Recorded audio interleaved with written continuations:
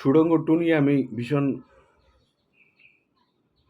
এটা নিয়ে আমার খুব আগ্রহ। কারণ এখানে ১ম বারের মতো নিশো ভাই জীবনমুখী সিনেমা করে থাকে, বাস্তবধর্মী সিনেমা করে থাকে। যেটা উনি এর আগে সুড়ঙ্গতে করছে, দমে করছে, দাগিতে করছে। তো সেইখান থেকে বের হয়ে শাহরিয়ার শাকিল ভাই, চরকি আলফায়ার কর্ণধার উনি একটা কথা বলছে যে একদম মাসালাধার। মানে পাবলিক যা চায় এন্টারটেইন সেইখান এন্টারটেইন করতে আসছে। আমি খুব উৎসুক হয়ে আছি। আর যেহেতু রায়হান রাফি ডিরেক্টর, এখানে ভালো কিছু যে হবে না এটার কোনো কারণই নাই। ভালো কিছু হবে এটাই বাস্তবতা। কারণ একটা চেঞ্জ তো আমরা দেখছিলাম 'তুফানে', যে শাকিব ভাইয়ের যে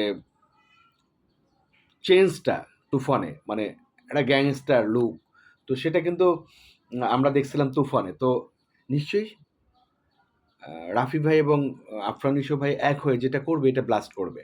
এবং এটার জন্য আমি কেন, সারা বাংলাদেশের সাধারণ দর্শক যারা, তারা অপেক্ষায় আছে দেখি কি করে। তো আমি নিজেও অপেক্ষায় আছি, উৎসুক হয়ে আছি, দেখি কি হয় অবস্থা।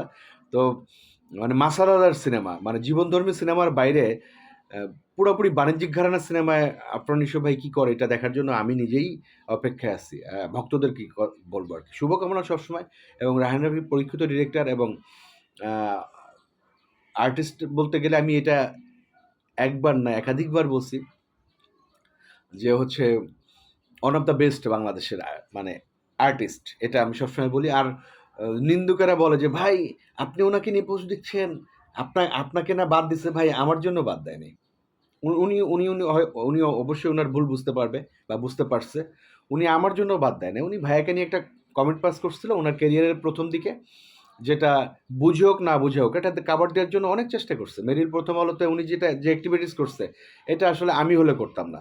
কিন্তু উনি কেন করছে? না, শাকিব ভাইয়ের সাথে ভালো রিলেশন করার জন্য এবং উনার বাসায় গেছে। একটা মানুষ বাসায় গেছে। এটা অনেক বড় ব্যাপার। এবং আমরা ভাইয়ার ভাইয়া শাকিব ভাই নিশো ভাইয়ের ঘাড়ে হাত দিয়ে ছবি তোলা আমি দেখছি, শাহরিয়ার শাকিল ভাই সহ। তো একটা মানুষ ভুল করতেই পারে ১ম সিনেমায়। এরপরে আমি আমার জানা মতে নিশো ভাই কোনো বাজে কথা বলে নাই শাকিব ভাইকে নিয়ে। তো আমার ব্যাপারে যারা বলতেছেন, ভাই আপনাকে নিয়ে আপনাকে সিনেমা থেকে বাদ দিল, ভাই উনি হয়তো ভুল করছে। উনি হয়তো নিজেই নিজেকে সরি বলছে। যেটা আমাকে হয়তো বলতে লজ্জা বোধ করতেছে। তো আমাকে আমি সরাসরি আমার কিছু উনাকে উনি আমাকে কিছু বলে নাই। আমি ভাইয়ার হয়ে প্রতিবাদ করছিলাম যে, "এগুলা কেন?" এগুলা আমি না, সারা বাংলাদেশের মানুষ প্রতিবাদ করছে এবং উনি নিজেই স্বীকার করবে যে উনি এটা ভুল করছিল। আ শাকিব ভাইকে নিয়ে। সারা বাংলাদেশের সবথেকে জনপ্রিয় তারকাকে নিয়ে, নট অনলি বাংলাদেশ, সারা ওয়ার্লড ওয়াইড শাকিব ভাই যে এতটা জনপ্রিয়, বাংলাদেশের ইতিহাসে উনার জনপ্রিয়তার ধারে কাছে কেউ যেতে পারবে বলে আমার এট লিস্ট মনে হয় না। তো উনাকে নিয়ে কথা বললে সবাই কথা বলবে। তো আমি ছোট ভাই হিসেবে আমি কথা বলছিলাম এবং সেটা আপনারা জানেন আমি দাগি থেকে বাদ পড়ছিলাম। এটা অতীত। ঠিক আছে? ওই যে আবারও বলতে হয় যে, শাকিব ভাই ঠিক, আমি বেঠিক। শাকিব ভাই সবার সাথে কাজ করে, আমার সবার সাথে কাজ করা উচিত। শিল্পীদের কারো আ মানে সাথে দ্বন্দ্ব থাকা উচিত না। শিল্পীদের শিল্পী সুলভ হতে হবে। ভাইয়া যেমন সবার সাথে কাজ করে, আমিও সবার সাথে কাজ করব। ভাইয়া অনেক আগে থেকে বুঝতে পারছে যেটা, প্রিয়তমার পর থেকে, আমি হয়তো একটু দেরি করে বুঝতে পারছি। এই যা, ভালো থাকবেন। সুড়ঙ্গ 2 এর জন্য শুভকামনা। Best of luck Raihan Rafi and a Chorki, SBF, আলফাই অ্যান্ড আফরান নিশো ভাই। ধন্যবাদ। আসসালামু আলাইকুম।